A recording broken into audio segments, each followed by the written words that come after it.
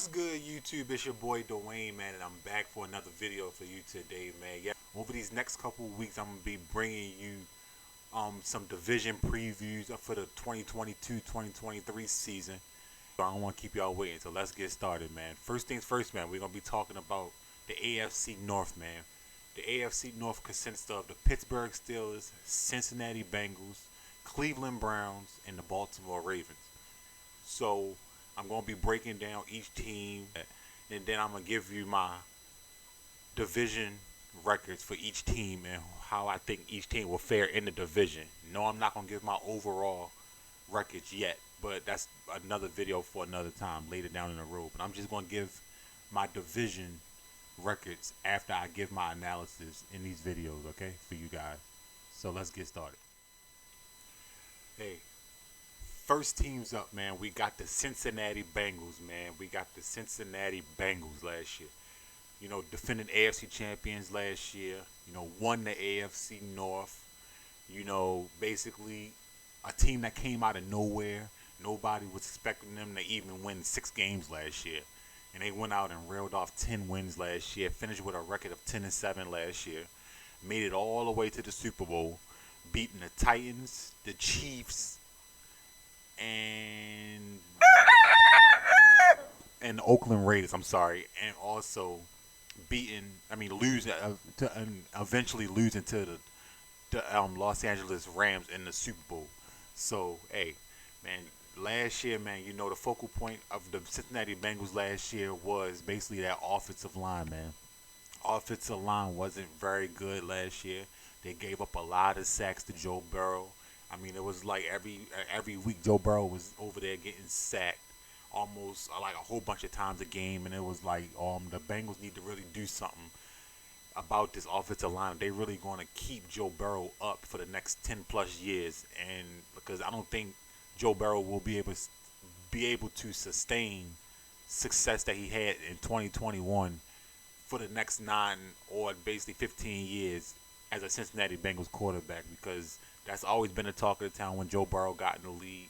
How much are the Bengals going to protect him, as they should protect him? Because if you're going to have a franchise quarterback with the talent of Joe Burrow, man, you're going to have to protect him, man, so he can get the ball to receivers like Lamar Chase, T. Higgins, Hayden Hurst, and players like that, man, to keep this offense thriving the way it was last year, 2021. So basically, in the postseason last year, game against the Titans, Joe Burrow got beat up 9 times, got sacked 9 times. And if it wasn't for Ryan Tannehill, I mean, the Bengals wouldn't, they would have lost to the Titans. But they rewrite history, but they didn't lose to them. So the Bengals are one of the teams that everybody are high on again. I mean, are high on this year because of what they did last year and the requisite weapons that they have in the wide receiver position. Like I mentioned earlier, with T. Higgins, Jamar Chase, and crew, with the addition of Hayden Hurst, a move tight end that can really catch the ball, can get open in space and catch the ball and be a possession tight end for them. They went out there and signed Leo Collins from Dallas, that previously played for the Dallas Cowboys last year. That was a huge upgrade from what they had last year, because Leo Collins was one of the best tackles in the league. Is one of the best tackles in the league, and he can provide instant protection for Joe Burrow's blind side. And you don't want to see your quarterback getting hit from the blind side almost 40 to 50 times a year. I mean, I'm just exaggerating when I say that, but you don't want to see him getting beat up as much, man, if you want him to be sustained as your quarterback for the next, 10 decade and 15 years. They went out there, franchise tag Jesse Bates. I don't think Jesse Bates is, he reported to training camp and he will be playing week 1, but Jesse Bates wants a long-term contract done, and he wants to get his money, man. I don't deprive from people not getting their money, man, because if you deserve your money, you deserve your money, and Jesse Bates deserves his money, man. They re-signed their defensive tackle B.J. Hill. Vital aspect of that defensive line last year, getting pressure from the middle, pushing the pocket to get quarterbacks and stuff like that. Also signing former Tampa Bay Buccaneers offensive guard Alex Kappa, man. Hey, like I said, another addition to basically bulking up that offensive line. You know, Leo Collins and Alex Kappa, they gonna be, they were good at their prospective positions last year. And from what I'm reading here, it says CBS Sports. This is via CBS Sports. It said the pick. They believe that Alex Kappa was one of their best acquisitions that they had because most of the pressure would come from up the middle, and like 'cause you got to face players like Aaron Donald, London, Fletcher Cox, and people like that, and you don't want like pressure coming up the middle like that. And like I said also earlier about like his blind side with Leo Collins. Leo Collins is in this division of the AFC North is going to have to basically stick up for Joe Burrow. Block people like T.J. Watt, Jadeveon Clowney, Myles Garrett, Odafe Owe, and Justin Houston, and players like that in the AFC North, man. And I think that's going to be vital for them. Also signing former Patriots offensive lineman Ted Karras, whatever it was. So they like I said, boxed it up. Then went out there and drafted arguably one of the best defensive backs, young talent, and that came out of college in Daxton Hill out of Michigan. Daxton Hill in Michigan was basically playing everywhere in that Michigan Wolverine scheme last year, man, causing havoc all over the field, man. And I think Jesse Bates and Daxton Hill could be a thing if Jesse Bates really comes to play, and plays like he really wants another contract extension with the Cincinnati Bengals. So, hey, the big thing for me with the Cincinnati Bengals is basically, I said it, shore up the offensive line. Continue to do what you was doing on offense with Zach Taylor. Continue to do what you was doing on offense, man. Getting your receivers out in space. Letting Joe Burrow extend plays, get the ball to his playmakers in Jamar Chase, T. Higgins, and people like that, man. Your tight ends, man. And don't be afraid to do what you do, man. Do what you did last year, man. This is a underrated piece for the Bengals. Joe Mixon, man. Joe Mixon, been there through it all. He deserved the taste success, which he's doing right now, tasting success in Cincinnati. It is looking good for him tasting success. So with Joe Mixon, so hey, they'll be fine, man. They'll be fine. Hey, and my thing is, I just hope that they don't fall under the Super Bowl hangover, and they just not fall flat, but basically regress from what they did last year, man. So even though 10-7 isn't good, but it was good for them because they were projected to win 4 games last year, and for them to win, like go over the total and win 10 games, man, it was amazing last year, man. So, hey, that's all I got on the Cincinnati Bengals, man. Hey, next up, man, we have the Pittsburgh Steelers, man. Pittsburgh Steelers, man, went to the playoffs last year with a 9-8 record. Won their last game of the season just to get to the playoffs, man. They lost to Kansas City in the wild card round.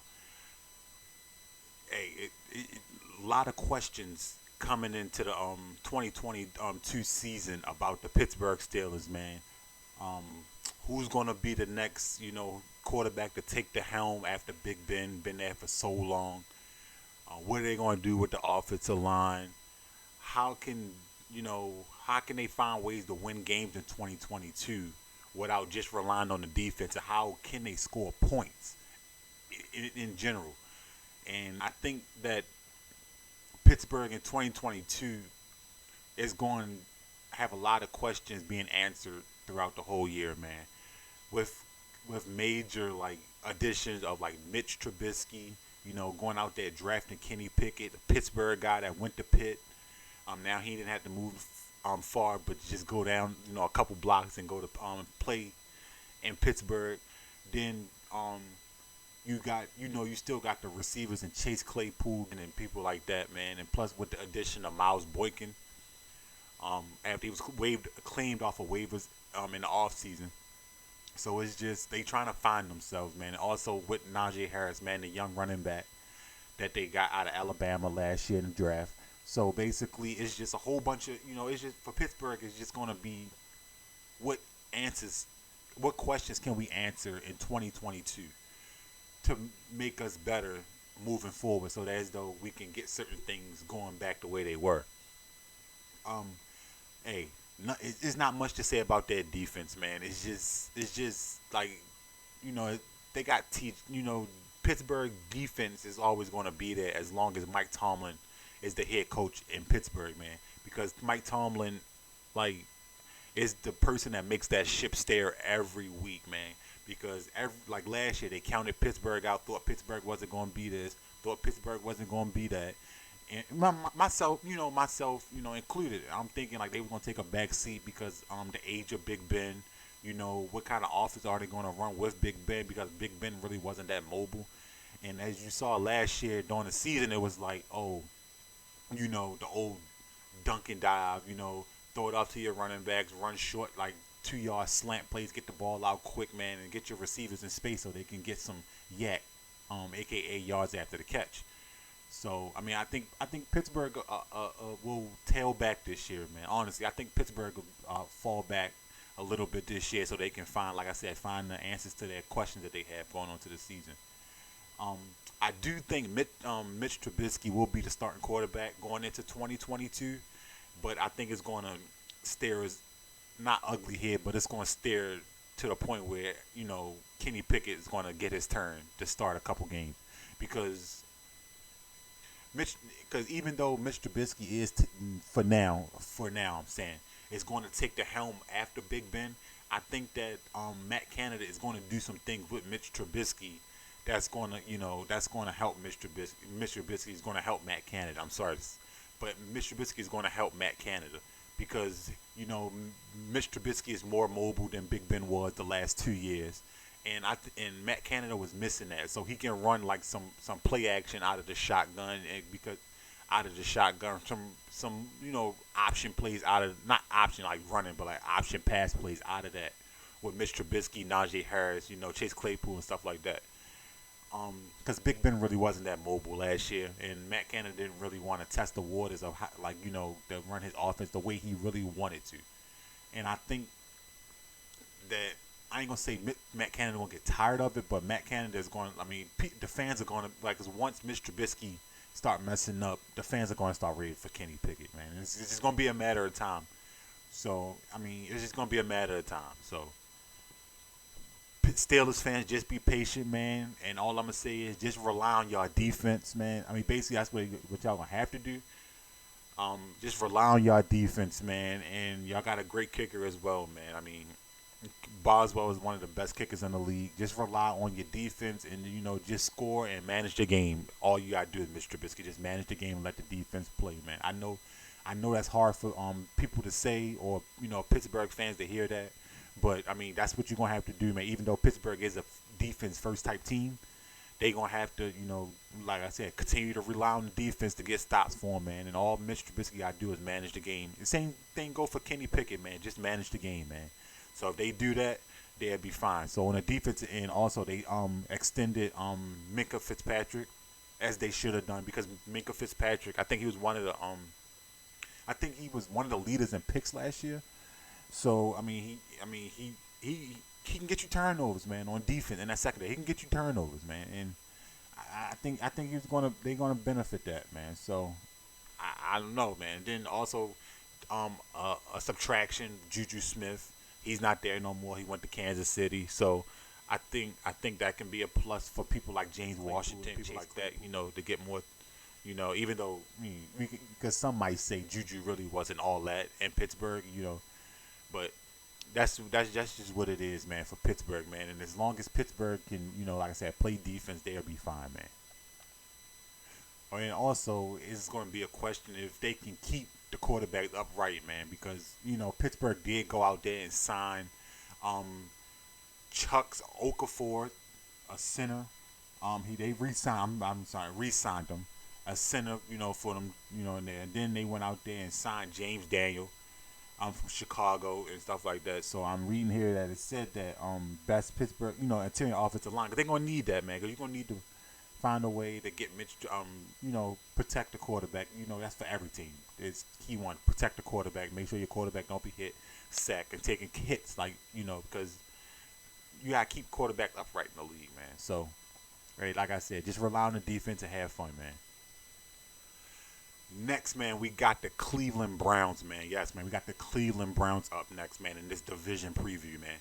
So basically, the top story of the off season, Deshaun Watson, man.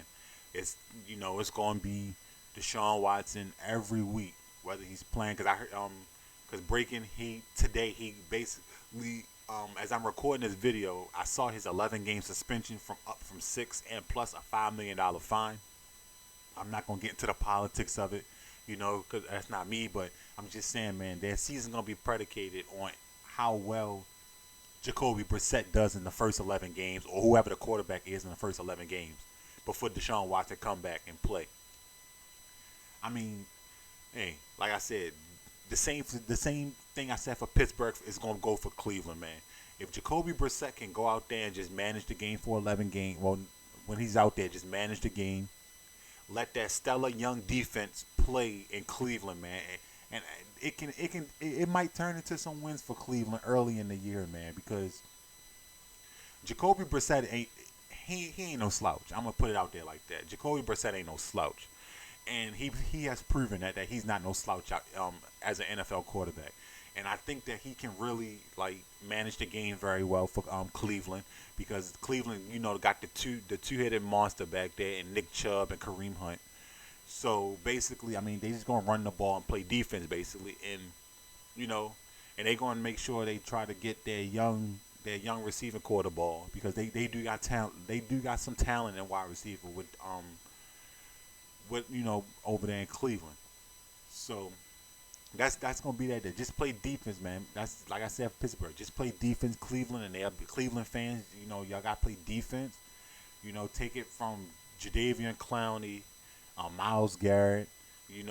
Like I said, that young secondary with Del Pitt and all of them, man, and Grant and stuff, and just play defense, because they on their defense has the talent, man. And once like I said, once Jacoby Brissett do what he got to do in the first 11 games, and just let Deshaun Watson, take over after. I hope that he's studying the playbook while he's out for these 11 games, because Deshaun Watson will not be able to be in the facility. He will not be able to be in contact with any of the coaches, players, and none of that. So that's all I got to say for the Cleveland Browns, man. They're just going to have to suck it up for 11 weeks until they get Deshaun Watson back, manage the game, Jacoby Brissett, and play defense, man. And like I said, a lot of defense wins championships, man. I know that don't sound like the old regime, or that don't sound like the new cliche, but defense still won championships, man. Just look at the Los Angeles Rams last year, man. So that's all I gotta say for the Cleveland Browns, man. So hey, no negativity over here from the Cleveland Browns. Just play defense and Jacoby Brissett. All right. And lastly, man, we got the Baltimore Ravens, man. Yes, man. I'm wrapping this AFC North preview up, man, with the Baltimore Ravens. Hey, man. Hey, everything for the Browns. So for the Browns, the talk of the year is going to be about Lamar Jackson, his contract negotiation. How much is he worth? Is he worth what Deshaun Watson basically got paid in Cleveland and stuff like that? And his play is going to affect that. Lamar's is hell bent on going out there playing, putting the Super Bowl in Baltimore. Bringing the Super Bowl back to Baltimore, winning the AFC Championship and stuff like that, man. Because that's everybody's goal, but that's Lamar's number one priority right now. Just winning the Super Bowl, trying to win the Super Bowl, and stuff like that. But if you're gonna watch my last video, you will hear about my thoughts on when I think he'll get his new contract. But that's that. You can go check that video out. I'm gonna leave a link in the description for that video under this video in the comment section. But also, it's a lot of injuries. The players coming back from injury. J.K. Dobbins, Gus Edwards, Marcus Peters, Marlon Humphreys coming back. Dafe Owe, coming back from injury. Players like that. Tyus Bowser coming back from Achilles injury that he suffered week 18 in the league. week 17 last year. So it's gonna be a lot of questions on whether health can the Ravens get back to what they were 3 years ago in 2019 when they when they was ball control, led the league in points, playing defense. Lamar leading the team, winning MVP. Stuff like that. So basically, that's going to be the number one thing for the Ravens, man. Just health, man.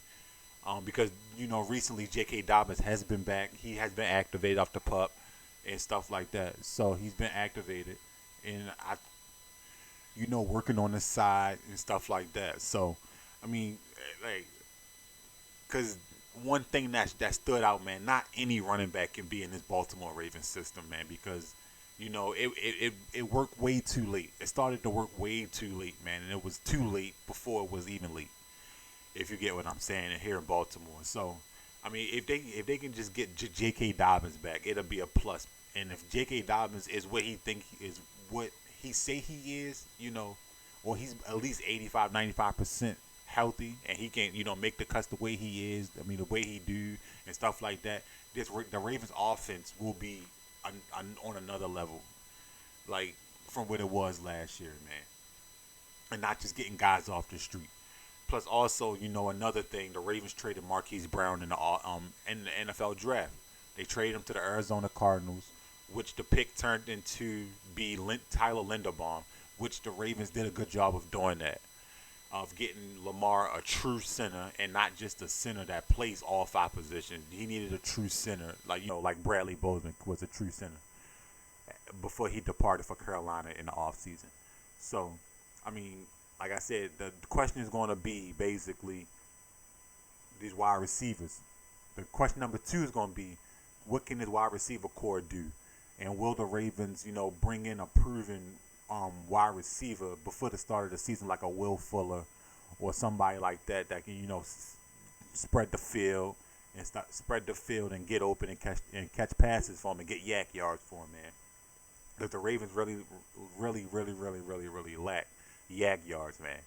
So, and that's gonna be the number 2 de facto on on that offense, man. Whether the wide receivers can progress, even if they don't go out and sign anybody, if they can go out there and them receivers progress. Rashad Bateman, James Prochet, Devin Duvernay. Devin Duvernay was a All Pro Pro Bowl kick returner last year. So special team, but kick returner last year. So we're going to need to see some improvement in the wide receiver field for Devin Duvernay. And got a lot of speed on the in the wide receiver room, but it just got to translate to the field and how they play and get open and stuff like that. To the defensive side, man, it's a lot of question on the defensive side. Marcus Peters off the PUP list. I think Marcus Peters really wanted to get back, man, because it was training and he was just talking, man. It was talking. People was at training camp saying Marcus Peters is out there, the main vocalist out there, getting in players' butts, man, telling them they did this wrong, telling them they did that wrong, man. Need to get, because Marcus Peters is a dog, man, and people don't realize that, man. You need dogs on your team, man. And if you don't have dogs on your team, you're not gonna make it far in the league, in my opinion.